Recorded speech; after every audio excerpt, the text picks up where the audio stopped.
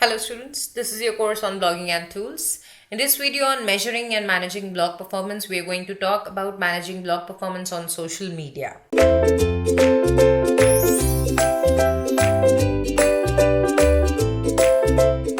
Why you need to manage your blog's performance on social media is a question which you may be asking yourself again and again, especially if you're just starting with this activity. This is because much of your initial content distribution, your blog promotion, will be happening on social media platforms.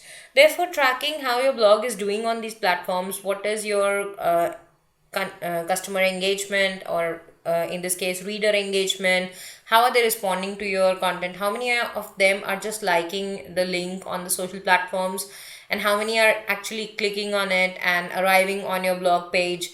These kind of things matter to a blog in the long run, so you need to understand which social media channels are doing the work for you and which are not, so that you can focus on the relevant channels in the long run, even invest in those channels to promote your blog if you want to grow your traffic exponentially. Now, social media posts which contain links for your blog can be monitored using social media management tools, as we discussed in the previous chapter. And these tools usually come for a price. You can perhaps get an app or a desktop tool or a plugin, but you definitely have to get a consolidated tool that can track all your social media accounts in one single place. Now, key performance indicators which you can track through these tools are first of all, the number of impressions generated. And that is something, once you have published a post, how many impressions are generated in a given period of time is what you want to check. And that would mean number of times your post is viewed. And this post is not what you have published on the blog. This is the link that you have posted on the social media platform.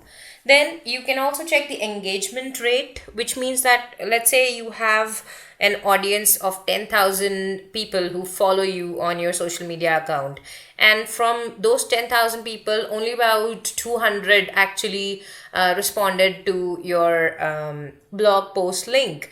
They either liked it or commented on it or shared it or clicked on it.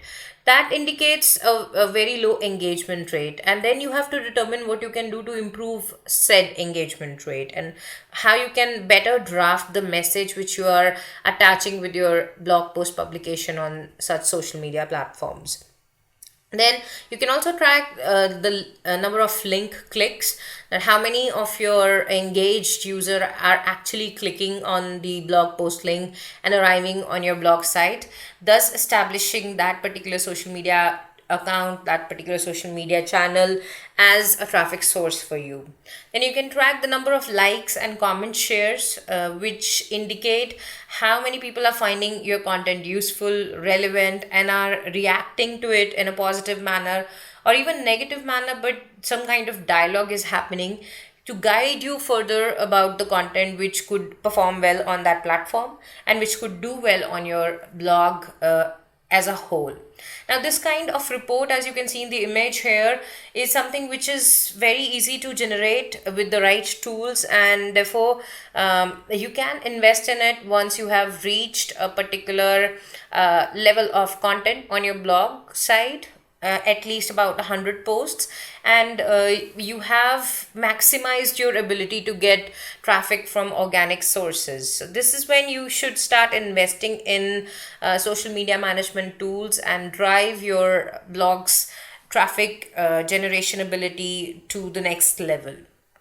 And that's about measuring your blog's performance on social media.